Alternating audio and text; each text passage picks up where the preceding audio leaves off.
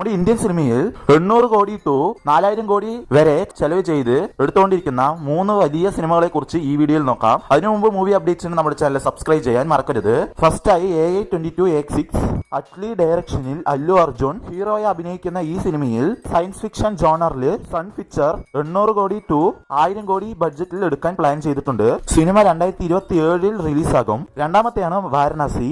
SS Rajamouli ഡയറക്ഷനിൽ മഹേഷ് ബാബു ഹീറോയി നടിക്കുന്ന ഈ സിനിമയിൽ ഒരു അഡ്വഞ്ചർ ത്രില്ലർ മൂവി ആയിട്ട് 1000 നിന്ന് 1200 കോടി വരെ എടുക്കാൻ പ്ലാൻ ചെയ്തിട്ടുണ്ട്. ഈ വാരണാസി സിനിമയെ 2027 നമുക്ക് നോക്കാം. മൂന്നാമത്തേതാണ് രാമായണ.